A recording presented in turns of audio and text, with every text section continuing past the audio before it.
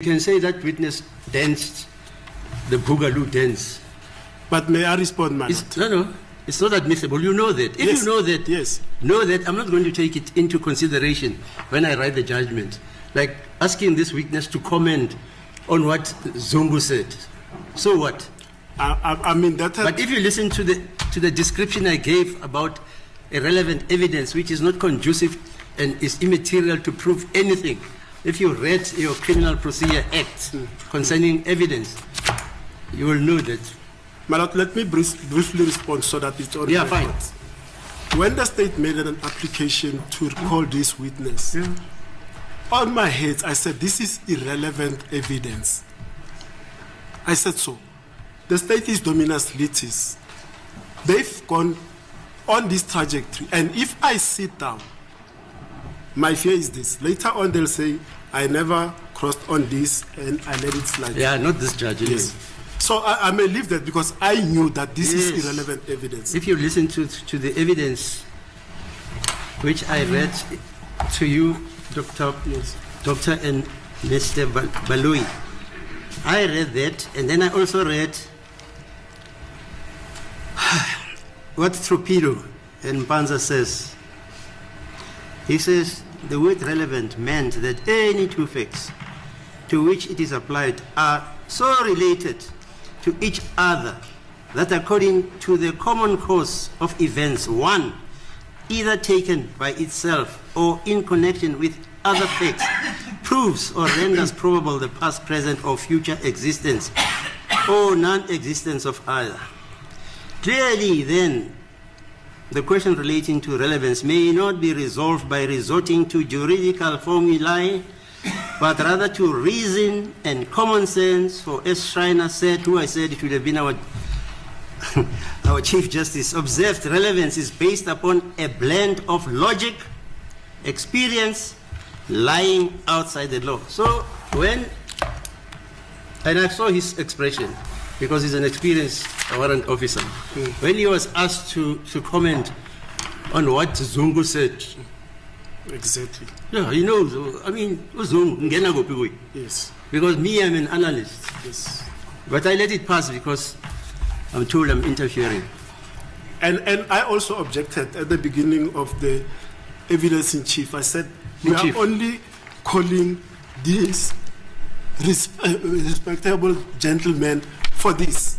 Then he was led on what Zungu, Mohola, whoever. There were three passages that he was referred to read. Let's go on, sir. As the court places, my lord. I mean, that's it for that. nemibuzo ke ufakazi ayihlonywayo ke ukuthi ke utshela ngokuthi uZungu washo lokhu uZungu akajashe lokhu ithi inkantolo ke bikwenzile lokhu ngaphambilini ukuthi ifundeke kuona umthetho yona le ncwadi iphethe laphana ukuthi ke ufakazi lokho okungahlanganeke naye ufakazi lona ke ngoba yena ubizelwe izathu esithize ukuthi manje asatshelwe ke ngobufakazi bakhe ke uZungu akusona ke into leyo noma ke into inkantolo ezothi ke inakeke nokuthi ke ikhulume ngayo ke nasegcineni ke uma uphothula lona ke icala leli uyavuma ke na Mr. Damsipile uthi bekuyinto ayishilo naye ke ekuqaleni leyo kodwa ke umbuso uqhubekile wakwenza. Now, warrant officer, let me move on to this aspect. The last photographs on pages 17, 18, and 19 of Exhibit DD4B.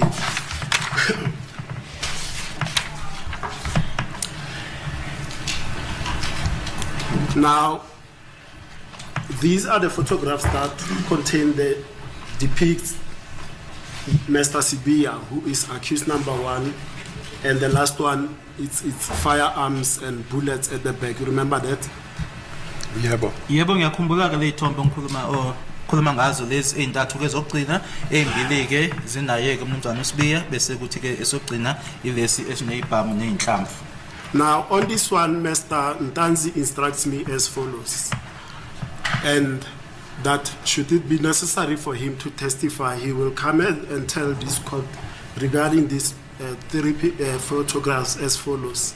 Uthi ke umnumzana uNtanzi uma isidingo singakhona ke mayelana nale ithombe lezi ezintathu ke uzoza azosho lokho okulandelayo, that he does not know how the photos of Mr. Sibia, that the photo 1718, came to be in his SD card, as he did not share photos with Mr. Sibia. Ukuthi ke akazi ukuthi kwenze kanjani ukuthi ithombe lezi ezimbili zakhe umnumzana uSibiya zibe khona ke kwi-SD card yakhe ngoba akaze ke badluliselane ithombe yena naye umnumzana uSibiya. I'm listening. Okay. And furthermore, that he does not even want to proffer an explanation in this court as to how they ended up in his SD card, as that will be later on be held against him. So he does not know, and he doesn't want to prefer a speculative answer on this aspect.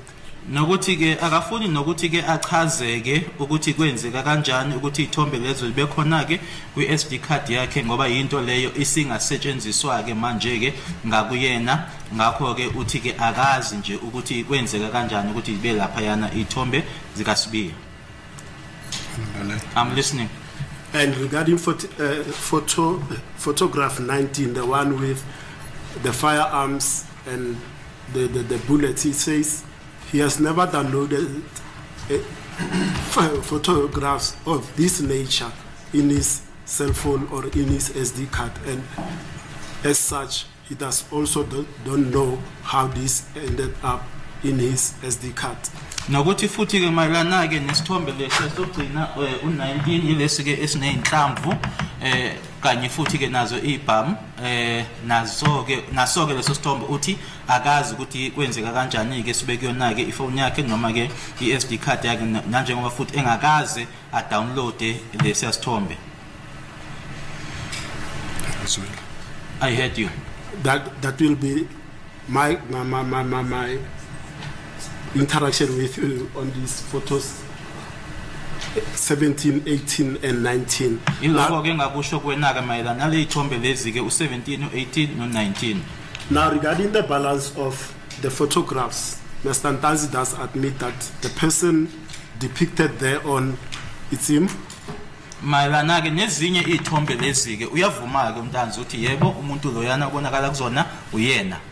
And the features as you place them on record as well, those are his features as depicted on those photos at the time they were taken. Naloko kushilo okuchazileke uthi ubona lokho kwisithombe nalapho ke uyavuma ke ukuthi yebo impela ke uyena loyo futhi naloko kushilo ukuthi ke yikona okubonayo ezithombeni.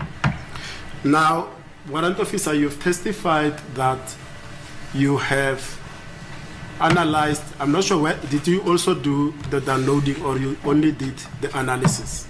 Ingabe ukudownloada nakwakwenza okanye kwaba nje ucwaningo kuphela ianalysis. Did you do analysis? Wenza ucwaningo, wenza analysis? No, my lord. I was listening. This old man listens. He says he never did any analysis. I explained. Ngichazile into engayenza i-extraction yale CD esikhuluma ngayo la. What I did was the extraction of the CD that we are talking about here. And then mangikhumbula kahle izolo ngibuza ukuthi ithombe le album ya prepare bana, I said akusimangazi. And yesterday I was asked as to who prepared the photos as well as the album, and then my response was I don't know.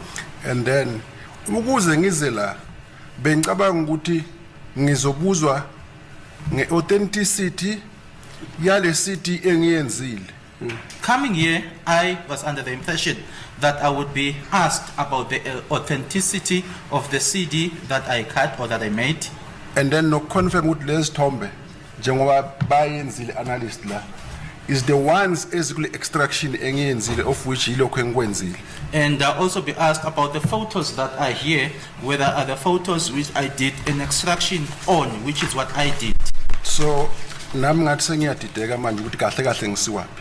I'm also now getting confused as to where exactly am I being taken to. So owami umbono engawusho la kunkosi yenkantolo. My viewpoint, on my view, what I can convey to the court. Engicabanga ukuthi sengishilo i-extraction yami ukuthi ngiyayiqinisekisa ukuthi iyo njengoba injalo. That I do confirm that my extraction is indeed, in other words, it is the confirmation of my extraction. engana nkinga mangabe bafuna ukuyiconfirma whoever angeza ayiconfirm sibone ukuthi iyamatcha yonke and then into engishoyo. And I also don't have a problem that whoever would like to see that or to come and confirm that as to whether indeed does it correlate or does it match, or whether it is what I am saying. Izolo ngiphinde ngabuzwa futhi nge-chain of evidence of which ngiphinde ngayichaza futhi njengoba iphelele, so angibonanga nine-challenge kuyo. Yesterday I also explained the chain of evidence. I also did not see any challenge in it. Manje ngaloko bengicela inkosi yenkontolo naye ikubukisise lokho ngoba ukuthi ngiloku ngiyale nale kube i-chain ayini challenge, i-data yami ani challenge, and then nami kuyimi niyangidida. I would like the court to also look at that, because if my chain or the chain of evidence, my chain of evidence is not being challenged, my data is not being challenged, so I am also now getting confused.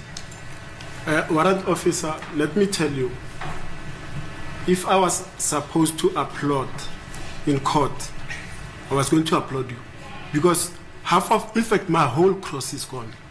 This is the same objection that you are now raising to me, that concern. And I'm going to reiterate that ad nauseum. I said so when an application was made to call you. What are you being called here for? The persons that called you here, their heads now are deep in the books.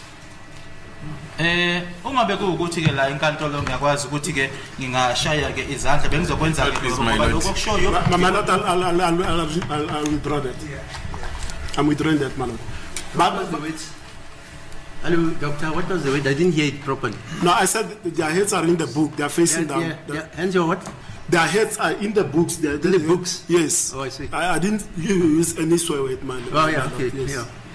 But I've withdrawn that, my lord. I know that procedure. So, warrant officer, I was baffled, and I'm making this a statement. It's not a question to you. I was baffled when you were asked about the O-type, beard, and what other people said, and what do you see about the features, because I knew your work.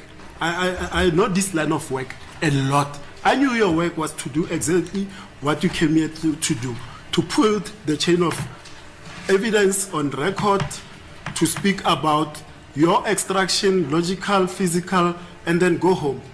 Then when you were asked about the O-type, that makes me here to stand as well, to go on to these pictures and ask you O-type.